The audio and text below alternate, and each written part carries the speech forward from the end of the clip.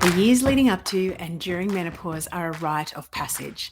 The wise woman inside of us is calling to slow down, to take stock, to speak our truth, to burn away all that no longer serves us, ready for our next cycle of life. The good news is, with the support, community, connection, and most of all, sharing our stories and being truly seen and heard, we will travel through this powerful, sometimes painful, heroine's journey and out the other side. Welcome to the Menopause Podcast, real and raw stories of midlife and mental health. I'm your host, Kylie Patchett, menopause self-care coach and storyteller, and I am so glad you found us. Let's get on with the show.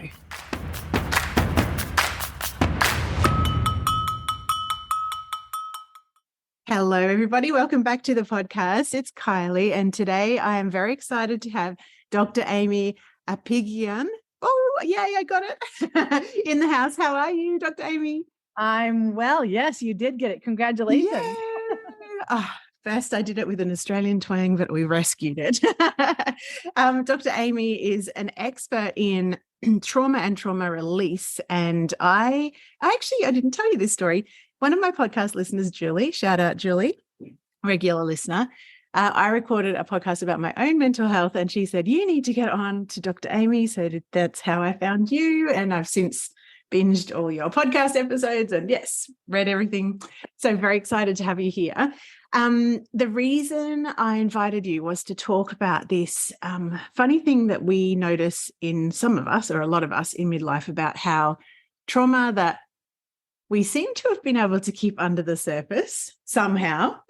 Maybe we haven't. Maybe we've just got numbing mechanisms that don't really work. And then all of a sudden at this midlife, it erupts from underneath. So I wanted to talk about so many things to do with trauma, but let's start at the very beginning. Why were you drawn to this area of medicine? Like, why is it so important to you? Because I know there's a lot that you've gone through personally. Yeah, and it means a lot to me. You are right. And because of my life experiences, I saw that this was the biggest gap in medicine.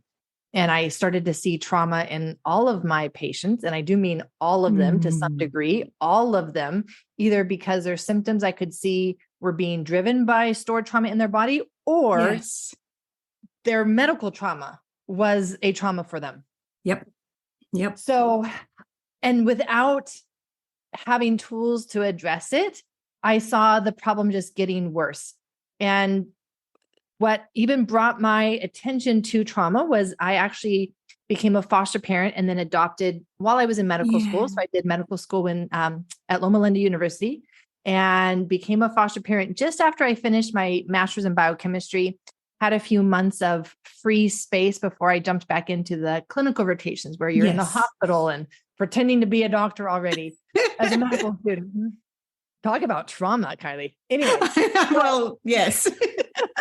That in itself is a trauma, the whole medical training. If it's anything like Australia, it's like far out. And so it was at that time that I decided to become a foster parent. And the first child that they placed with me was Miguel. And he was 4 years old at the time. And I became his mother. So I ended up adopting him by the time he was 5.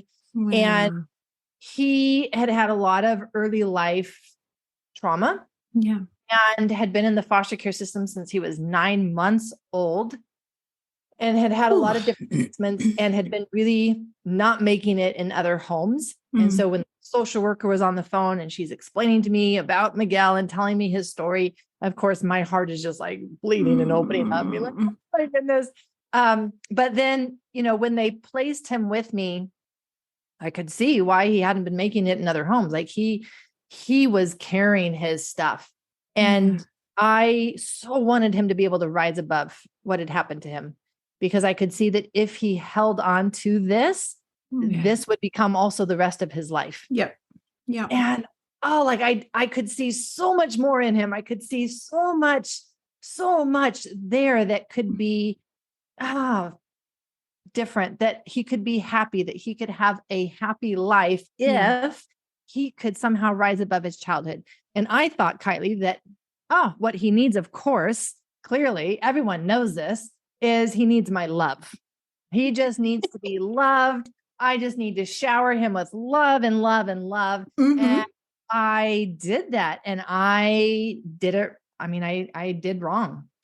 And I realized that I really knew nothing about trauma and how to actually help someone rise above it. Yeah. And when I saw that it wasn't working and what I was doing was actually not working at all, that's when I had kind of my lowest moment with him, which was one summer day. We had just come from inside, from playing outside. It's hot. It's Southern California. Yep. And our skin is still, all tingling from the grass because we were, playing. This is what I know that I need to do. Yes. And so we come in, and by now I'm doing this attachment stuff. Yeah. So Gotcha. I pick him up and I put him in my lap, and he's, his body's kind of laid out across my lap, and his head is resting in the crook of my arm. And I'm just starting to rock. I even bought a rocking chair for this. Yes, I did. And so I'm rocking and just looking in his eyes and just, with my eyes, just showering love on him. Yeah. And regardless of all the things that had happened that day, right? Just, I love you. I love you. I love you. Yes. And in that moment, what he tells me, I was not prepared for it. And it took me to my lowest. And that was, Mommy, tomorrow I'm going to kill you. Not today, Mommy, tomorrow. And I mean, just everything inside of me constricts and then collapses. Like everything that I've been working for is for nothing. Like I'm not even making progress. We're just seeming to get worse here. Yeah. Yeah. And so in my low moment, in my desperation, that's when I finally became open to figuring out what he needed, what I was not doing, or maybe what I was doing. I got to learn all of that. Yeah. But it was a very different, it was very different than my studies in medical school, where it was just what I was studying and I had to take an exam and give the answers. Yeah. This is my home. Yes. And I'm living in this. And I have a kid living with me who does want to kill me. And he had already actually tried to kill me. So I believed him when he told me this. Okay. And it wasn't just, well, here are the evidence-based tools. I'm like, at this point, like I need solutions that are effective and that will get to the root problem, which rules out all the medications that they wanted to put him on. Yep.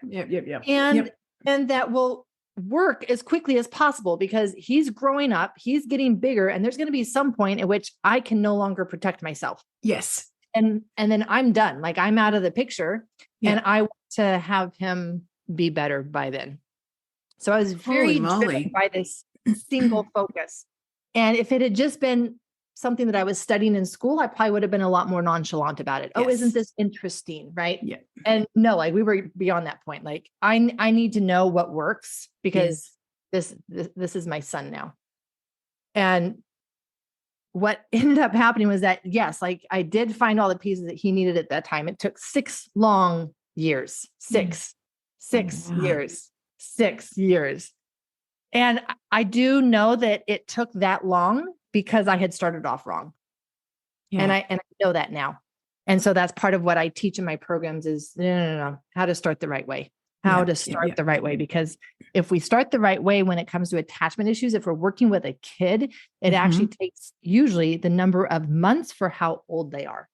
Oh, wow. So I could have gotten him in a much better place within 5 months. Yeah. If I had gone into it being resourced with the information and the tools that I have now. Yeah. But then I started to recognize myself in some of the stuff that I was studying about attachment and attachment insecurities. And I'm like, oh, ouch, like that poked me. Like I think I guard my heart. Like I think I'm afraid to be seen. I think I'm afraid to be loved. Now, granted, my behaviors were not as extreme as Miguel's, right? Or else I would not have been able to make it into medical school and all of these things that I was accomplishing. But the root was still there. And I realized, oh my goodness, like I think I've got stuff that I've never even known. Yeah. And I've never worked on it. But it wasn't until 2014 when I had a bad accident. I broke my collarbone and it it took me out from being able to exercise for several months. Ooh, really coping strategy. Coping strategy really back with my just with my residency. I was in general surgery residency by that time. And all of this stuff surfaced. I mean, all of this stuff surfaced. The anxiety was through the roof. The depression was insurmountable. And I was like, where is all this coming from? Yeah. What's happened to me? I me? was faced with it. Like I couldn't run away from it anymore because I couldn't over exercise anymore. Yeah. Yes. Put on about 30 pounds because there is food and I could overeat. Yep. I realized, no, like this is driving my physical health and it's more of a problem than what I realized. Yes. By that point, I was on 2 antidepressants. And when I then was diagnosed with chronic fatigue, we went in, ran a bunch of labs, and I saw that I was on the path towards autoimmunity with my autoimmune markers high without reason. And of course, I'm being told by my professional colleagues that there's nothing that I can do about it. Just wait for that day when I wake up with a butterfly rash on my cheeks. And then diagnose me with lupus, and then they'll get me started on the medications. And so when I looked at my symptoms and I realized, Kylie, like, wait a second, like all of these symptoms are what I read about in the adverse childhood experiences studies. Like why is this me? I didn't think that I had that bad of a childhood. Yep. And that was when I kind of see it as I went on to the next level of my trauma journey where I had to now redefine trauma. Because if I didn't think that I had trauma, but yet clearly I had a trauma body, then I'm missing a piece. And that's the piece that I went to go find out and discover for my own self. Like this was never at this point still to make it my career myself. This was just to help myself. Your own healing journey. Back to me to be able to get back on my bike and bike. And in the process, one of the questions that I had to come face to face with was, is it too late as an adult to rewire this stuff? Am I stuck with this body? Yeah. Because I've carried this stuff now for decades. Yeah. Or is it possible? Is it possible to actually undo not only the trauma, but the damage that trauma has done to my body? Yes. As an adult. I didn't know if that was possible, but it prompted me to start the same journey that I had started with Miguel, which was, I need my health back. You can keep your evidence-based studies and do whatever you want with them. Yep. I need solutions, and I need the fastest but most effective solutions. I'm not going to cut corners. Yeah. But I need things that will work. So what do you got? And I went on that journey, and I feel like I'm still on that journey, but in the process have fallen in love with what is possible. Yeah. And that's what I get to share with other people now. Oh my goodness. Thank you so much for sharing all of that, because it makes so much sense. When I listen to your podcast, you're so full of enthusiasm. I'm like, I want to know the story behind this. It makes my heart happy. It also, I've got so many questions. There's like 10 different questions. My pressing one, when you say you had a little tiny break and you decided to foster someone, were you not busy enough? Like, do you just like being busy, or did you just like... So that's part of my trauma.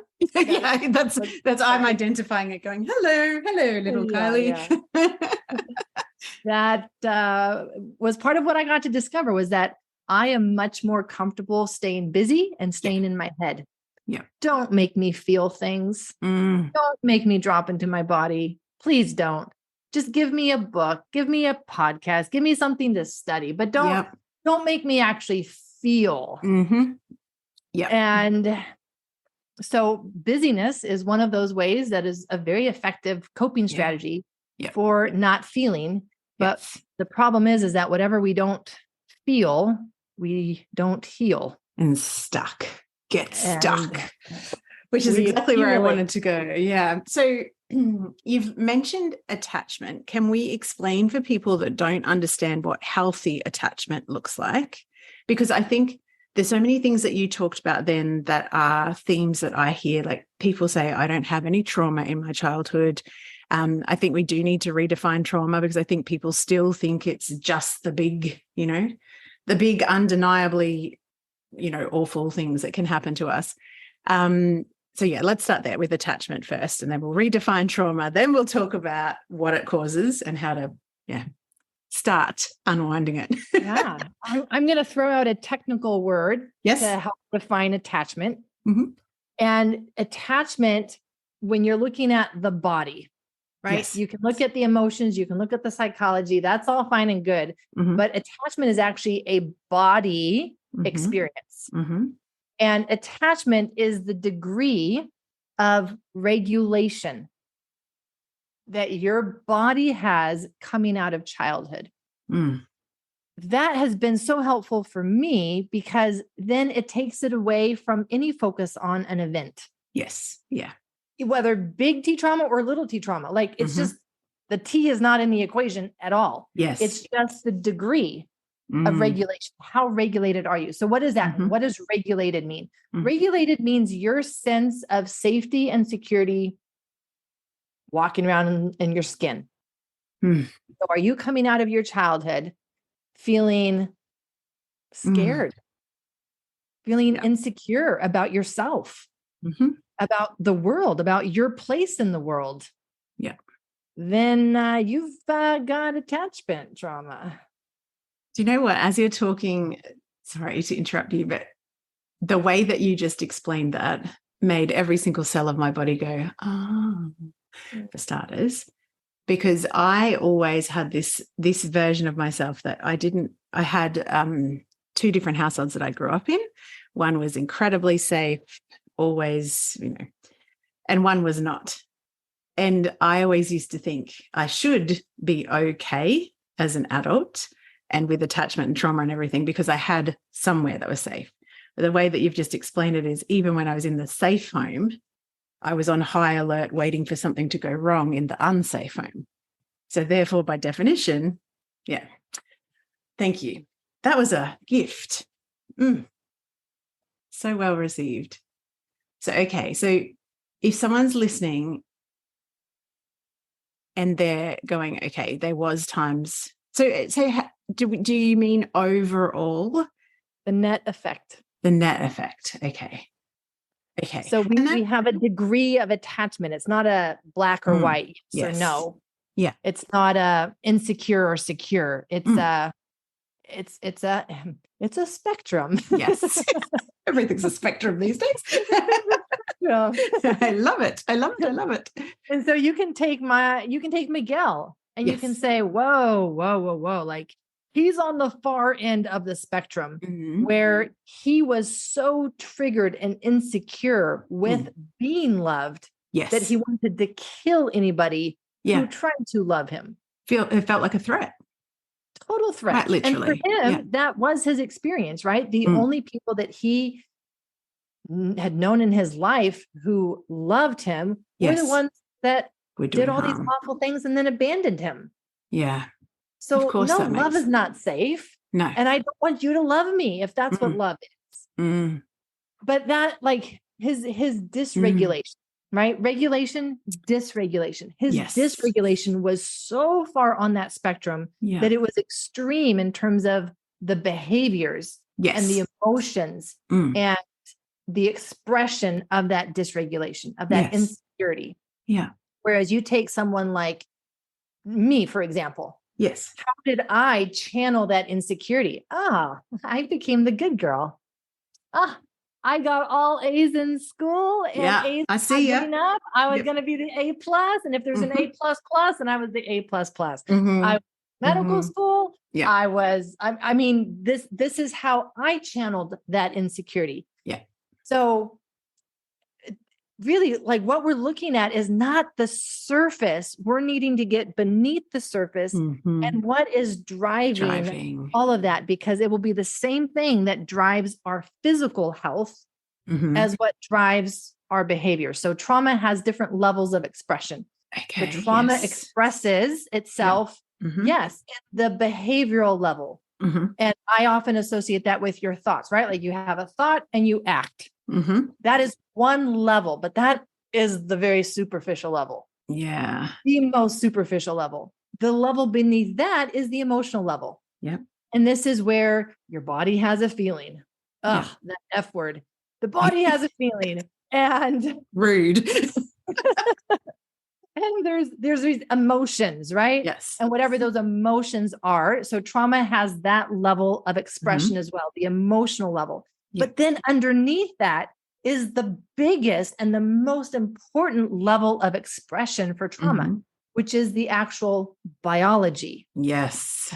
And what we're coming to find out is that it's that biology, it's that bottommost level that drives everything else. It drives the emotional and it drives the psychological. Yeah. So that when we're looking at then solutions, we can't use psychological as solutions because that's not what's driving the problem. No, that's it's just the surface. The superficial. It's just the surface. We've got to go from the bottom and actually work with our cells, our tissues, our biology, where the trauma is stored.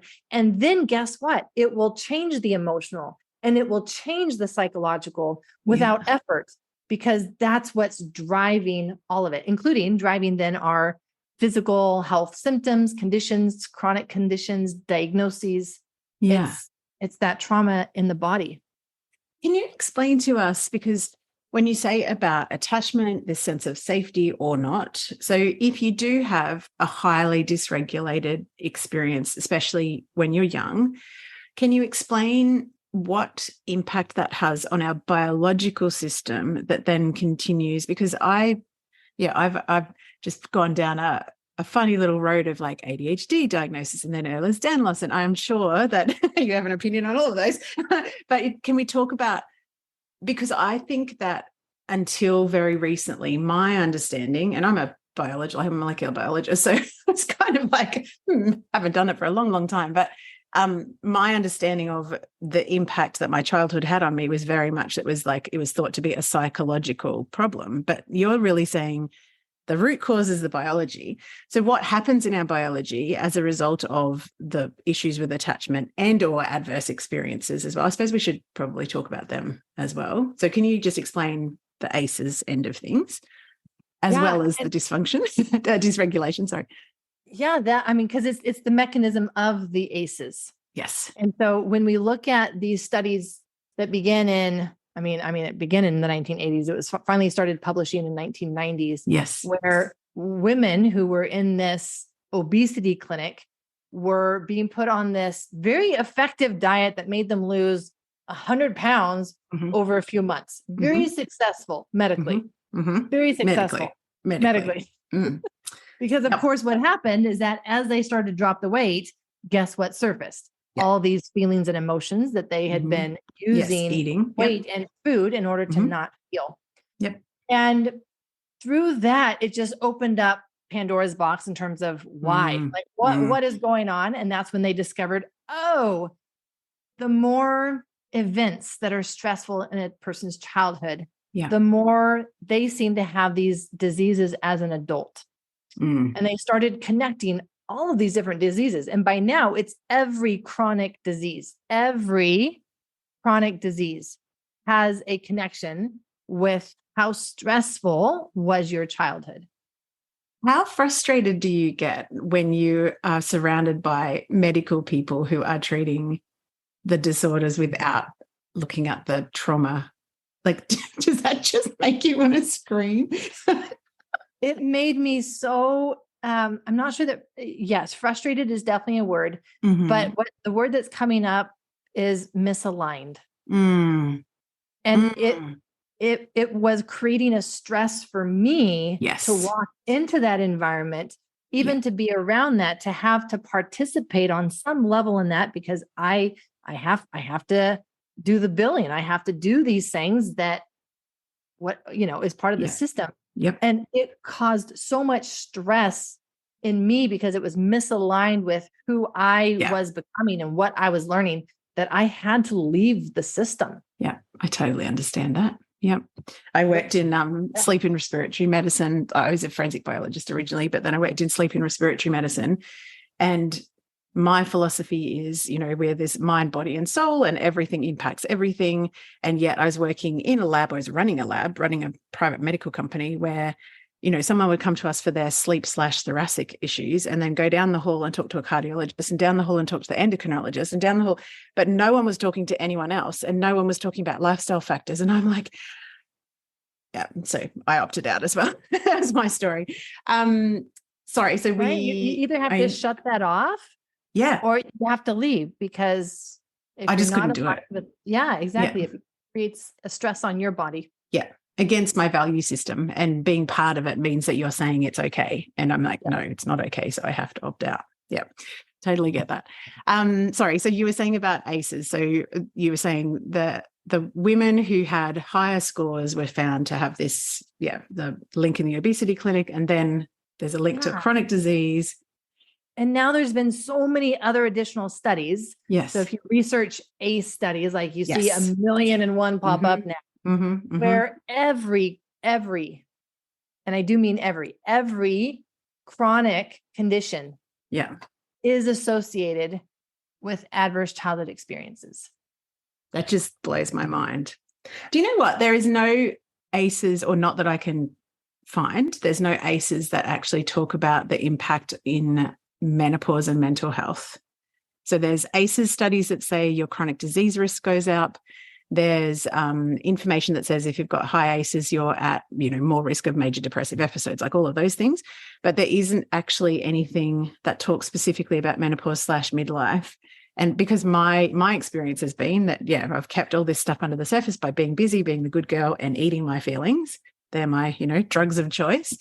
And all of a sudden I hit 47 and like a Mack truck hit me. I was like, what is going on? I've got this high anxiety. I've got depression. I've got all these things happening. And I'm like, I'm very, very keenly aware that there's big piles of crap under the surface that I haven't dealt with. So when we talk about the biology of trauma, can you explain that a little bit more so that if there's anyone out there that's listening that is like me or was believing that, it's all the psychological stuff and then the physical somehow separate, which has never made any sense.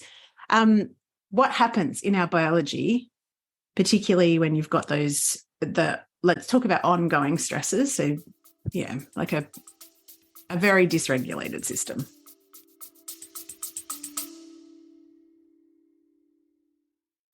Hey gorgeous, we interrupt this gold for a delicious invitation.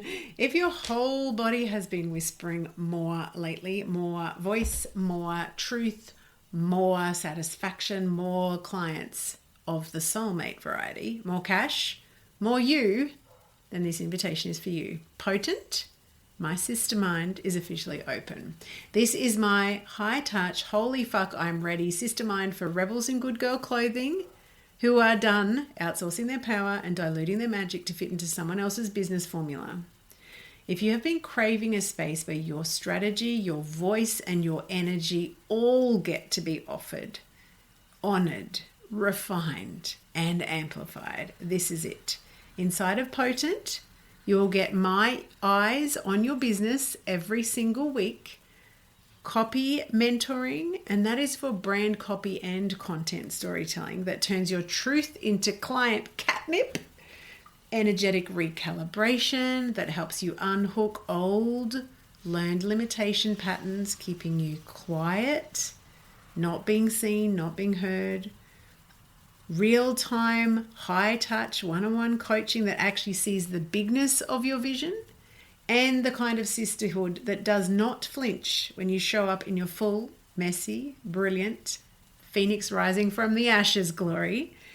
This isn't surface level support. It's deep, potent, paradigm shifting work that changes who you are as a woman in business and a woman in life. We start in August. Early open access is open right now. For the month of June 2025, inside of this early access open doors period, you will receive juicy bonuses, extended payment plans, and access immediately to my entire library of storytelling gold. You'll find all the juicy details at kyliepatchett.com/potent. And we fill spaces, and there's only 10 of them, and more than likely only 5 by the time you listen to this, because by that time I will have offered them to the existing cohort, the beautiful original OG circle.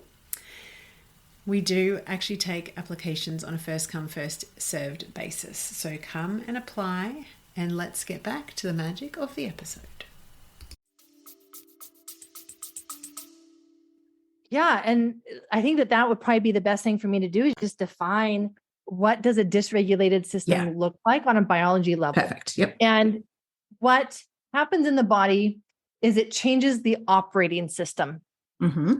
And we have 3 different operating systems in our body. Oh, yes. One operating system is the cruise control in your car, where it's a beautiful day, sunroof is open, music is on. We're going to the beach. It's freezing here, Dr. Aimie. Maybe you're going to work, but you're on time for work. Yeah. Right? Like you're not rushing, you're not stressed, and your car, in this sense, your body, is operating at its best. Yes. Ticking along. Gas efficiency, fuel efficiency, your engine, your transmission, like everything is operating at its best without effort. It's just natural, because that's the operating system. But then our body has a stress system. And this is an operating system that turns on whenever there is a threat or a danger or a problem. If it is just very brief, then it might just be a startle, but not turn into a stress. But really, the stress operating system is in response to something that, no, like, this is a real danger or threat. And most people are familiar with that operating system, but they're not familiar with this last operating system. And this is really where the dysregulation comes in. Because if we go into a stress operating system, but then come out of it because we complete it, not because we ignore it or distract ourselves, but we actually complete it, then we come back into cruise control and we're good. No damage done. No damage done. I mean, we'll need to take our car in for its regular maintenance, but that's just the regular maintenance. It's not this lasting damage of, like my transmission is back there on the road. But there is this third operating system. And this is the operating system that, again, if we were driving a car, it would be the equivalent of throwing on our emergency brake. It screeches to a halt. Everything stops. When I was in the rocking chair with Miguel, it was that moment when my heart felt like it stopped and it just then collapsed. It's that heaviness and that shutting down. And because it's the operating system for the body, when the body is in the stress operating mode, it's revving up our engine. Our engines are called mitochondria. They are the factory houses in our cells for actually making energy. And so it's revving those engines up to be like, come on, you guys, you got to make more energy. Come on. We gotta do whatever it is, right? Like, pedaling. climb this mountain, outrun this lion, whatever the problem is. Like, we need energy to be able to do this. And so we rev up the engines. And there's so much there that I want to go into. I know. I'm like, I need another 2 hours. On menopause. But then what happens is that if at any moment that threat feels inescapable, that is the moment in which our body will throw on the emergency brake and go into this third operating system called the trauma response or the freeze response. And in that moment, it is the message is, if this is inescapable, why am I going to use my energy for this? It's inescapable. And so this is where a lot of the trauma, and I'm using the word now in place of the adverse childhood experiences. Those weren't just stressors. Those were traumas, because at that time in our life, whatever we were experiencing, it felt inescapable. We're not an adult. We can't take care of ourselves. So we have to attach ourselves to these adults who clearly don't know what they're doing. And causing lots of chaos. But yet I have to. So our home, our family can feel like an inescapable stress. And our system goes into that operating system then of, I'm just going to shut down and just get through. Except the more time that our body learns to survive that way, then it can just kind of stay stuck there and get stuck there. So then we get to bring in this conversation around a functional freeze. And that's what I was in. So I was in a functional freeze for most of my life. And what that would look like would be, there were, again, aspects of my life, of my body, of my emotions that I didn't want to feel. I didn't want to talk about them. I didn't want to feel them. And I could use all of my coping mechanisms that were healthy, right? Like, I'm going to go to school. I'm going to now travel. I'm going to now adopt. I'm going to eat healthy. I'm going to exercise. I'm going to I've got all this stuff going on. And we do that in order to not feel the emptiness and the numbness that comes with that operating system. And what we actually have to do is stress ourselves out in order to get things done.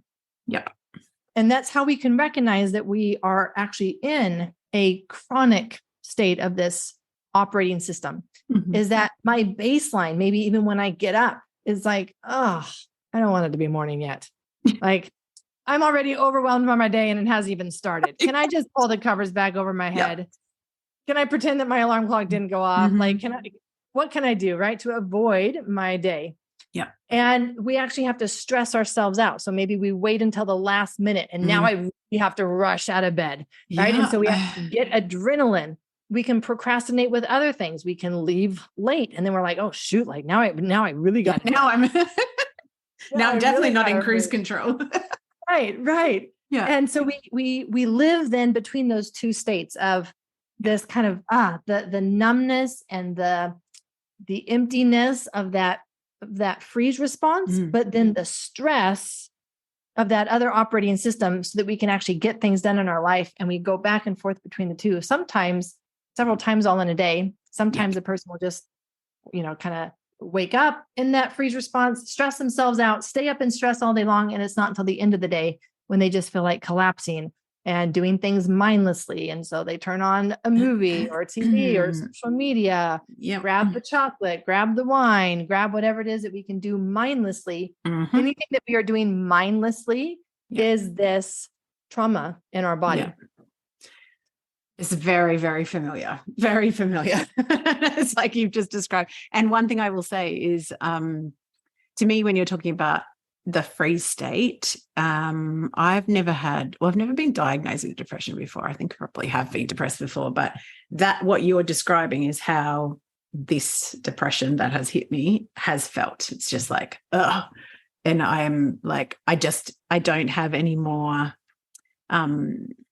stress state to kind of drive myself with. So I've done that for such a long time that it's like and I'm just truly exhausted. Like every single one of my 3 billion plus cells feels exhausted.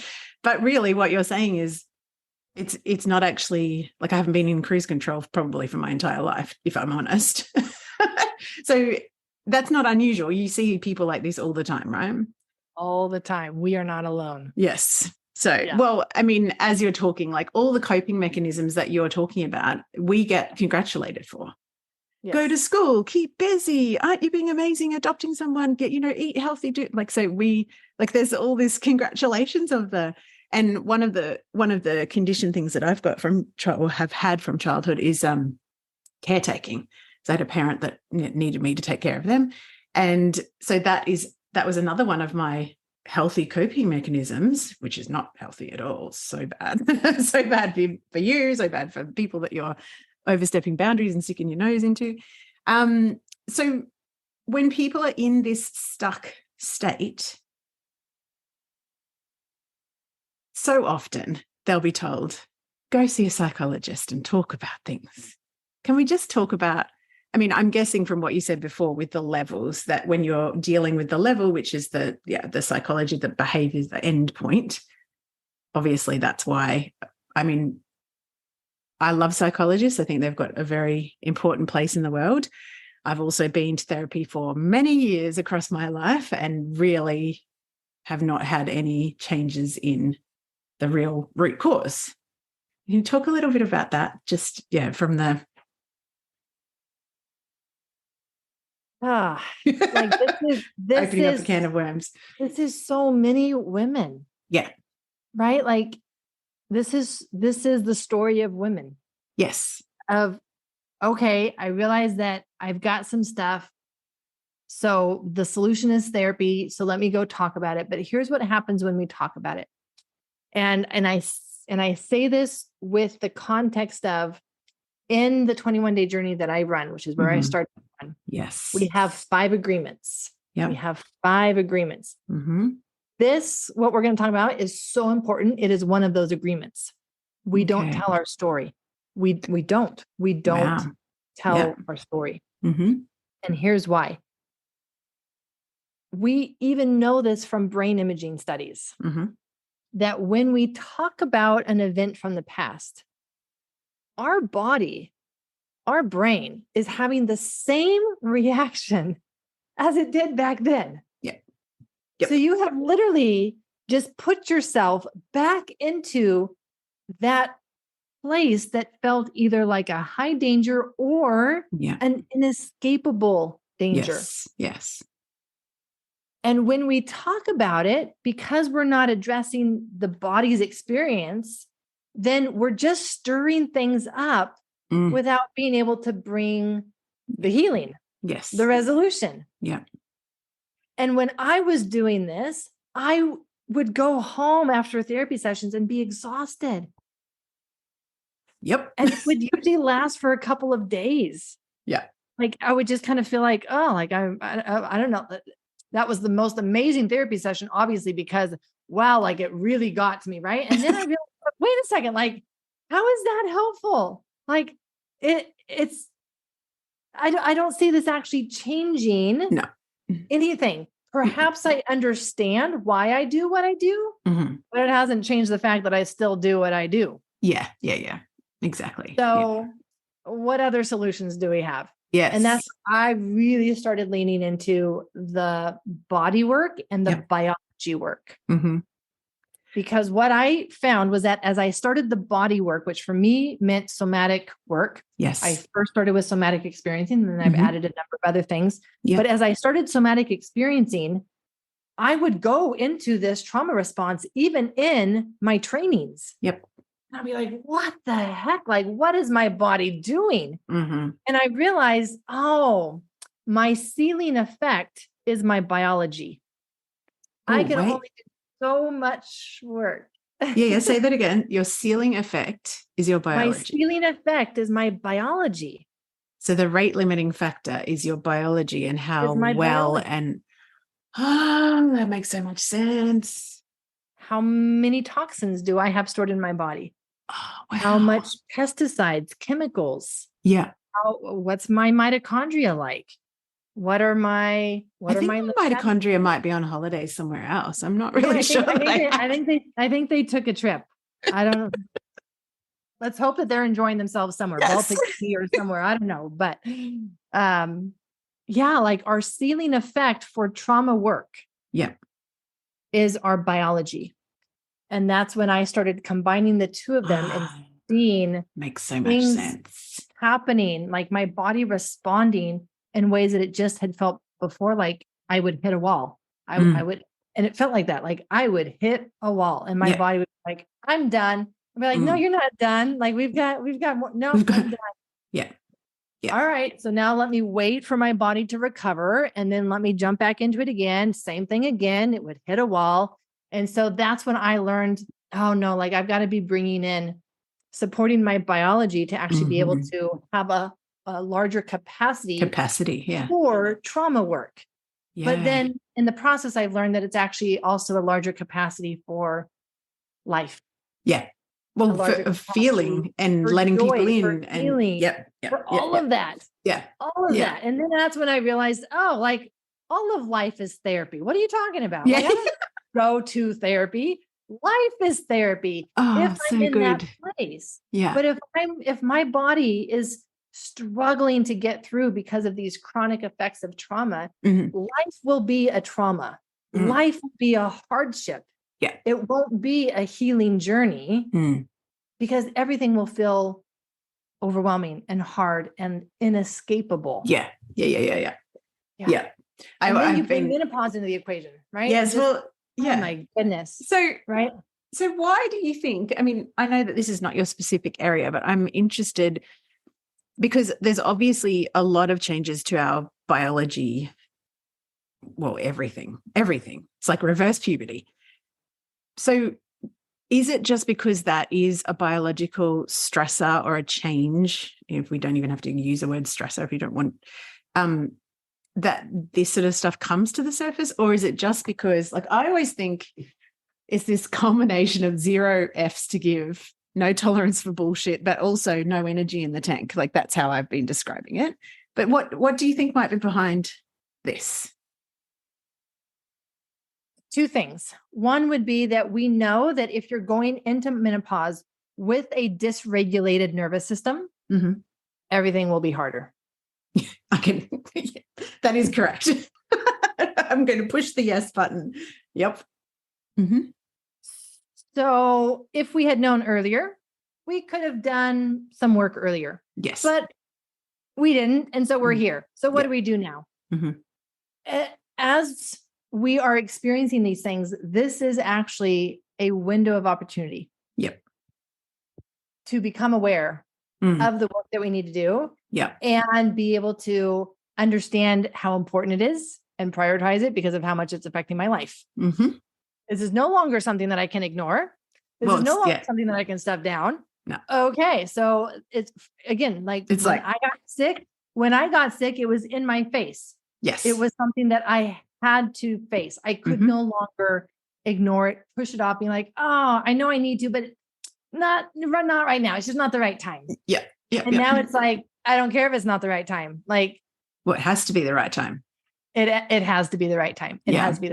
This is the biggest thing that's now holding me back in areas of my life. And so in that sense, if we haven't done the work coming into menopause and we're experiencing a lot more of the biology stuff, like physical symptoms and the emotional stuff, which is all related to the physical stuff, of course, but it's all going to surface because of the hormonal changes and what that does to our neurotransmitters.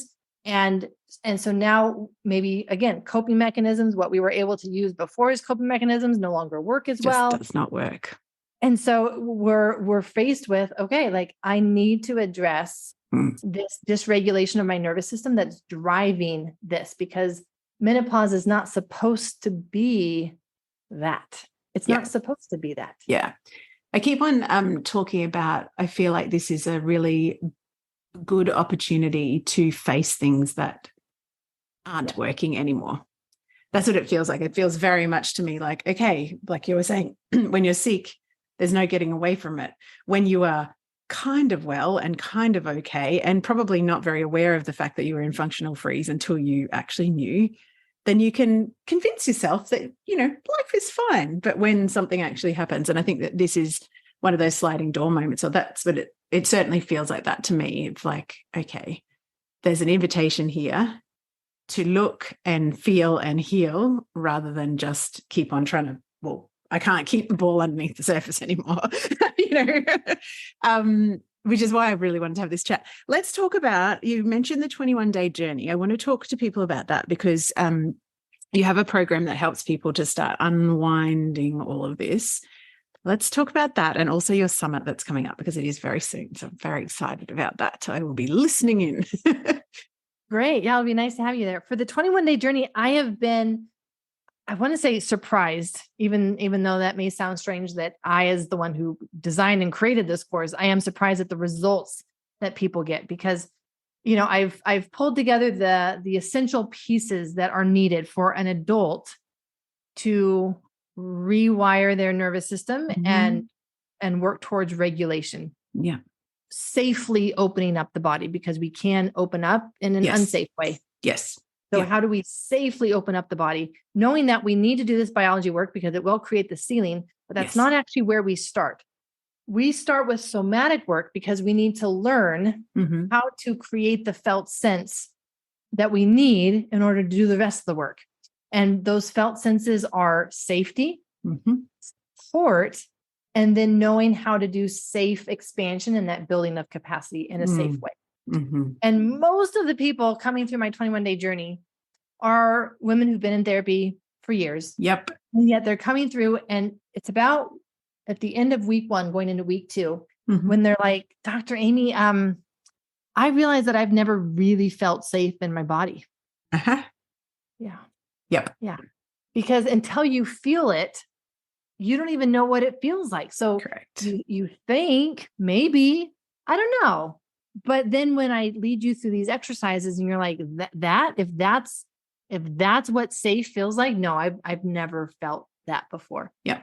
So the whole first week is safety. The whole second week is this felt sense of support. And then we do the tools and the exercises for safe expansion. And what people experience are a 26% decrease in daily physical pain. Yeah.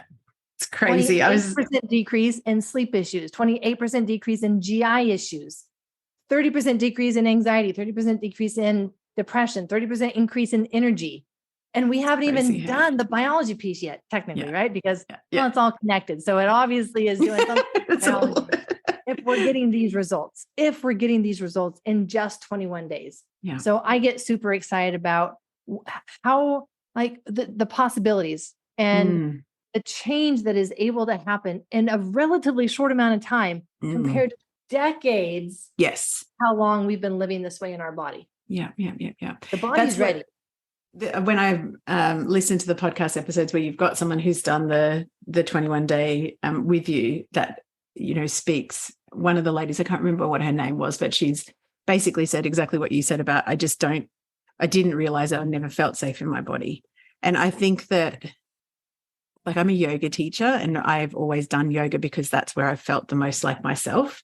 And now as I'm sort of thinking about that language, I'm like, maybe that's because, it's one of the only places that you do, feel safe.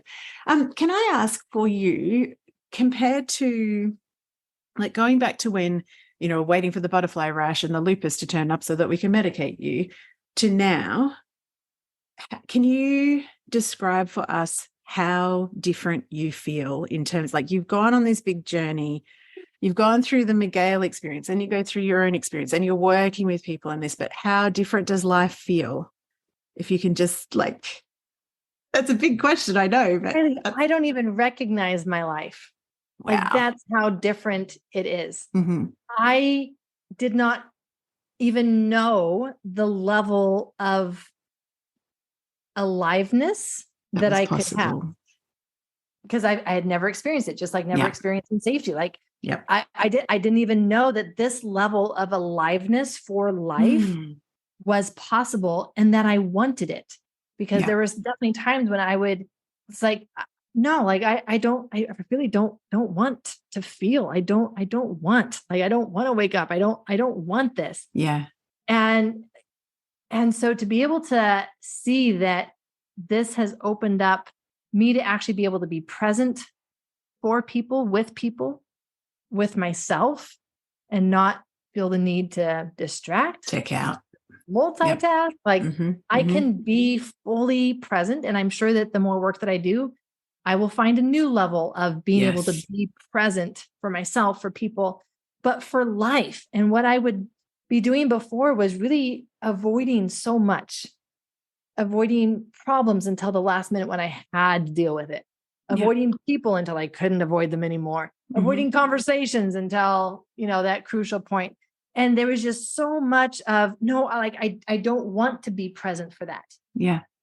And people, I have a YouTube channel, and I get so many comments from people about, I watched an old video of yours and the difference between then and now. Oh, I'm going to go watch. If that's what it's done for you, I'm all in. And as embarrassed as I am about these older YouTube videos, as embarrassed as I am I'm like, okay, I have to keep them up there because that way people can see.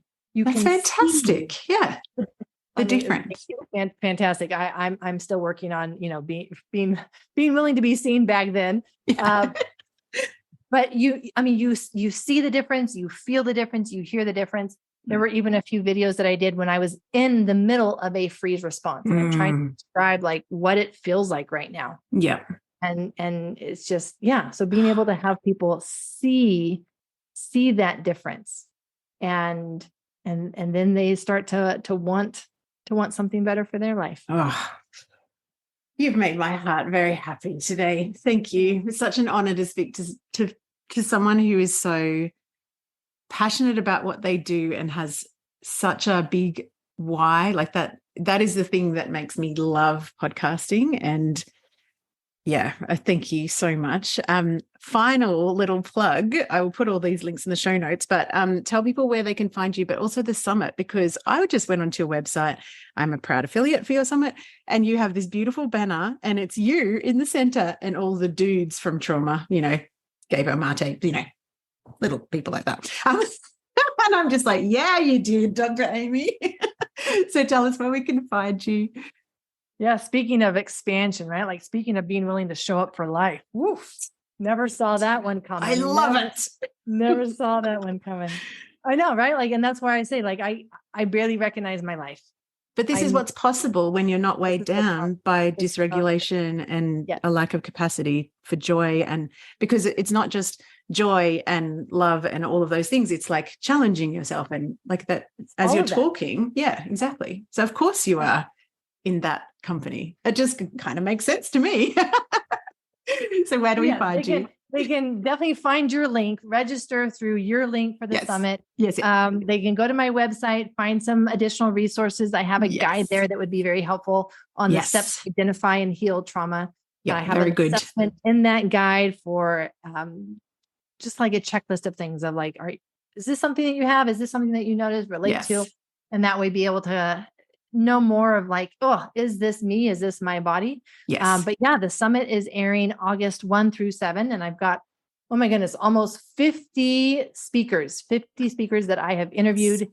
And it's all on the trauma disease connection. Mm-hmm. And the topics will blow you away in terms of the different tools that we have that we've never maybe known to apply or how to apply those to trauma. But being able to find amazing, have new solutions, have a clear path forward. Oh, so good. Dr. Aimie, you have been absolute joy. Thank you for sharing my morning / your afternoon with us. Go and enjoy that Californian sunshine. And thank you so much for the work you do in the world. And we'll put everything that we've talked about in the show notes. Have a beautiful day. Thank you. Thank you.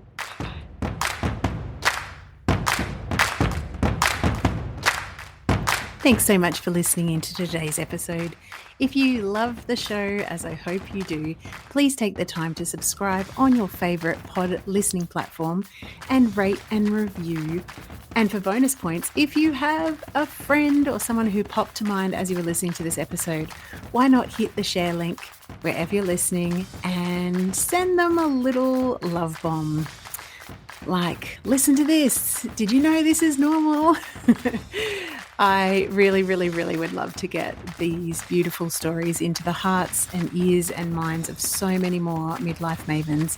And your help spreading the love is truly, truly appreciated. Thank you so much. I'm Kylie Patchett, your host, and have a spectacular day.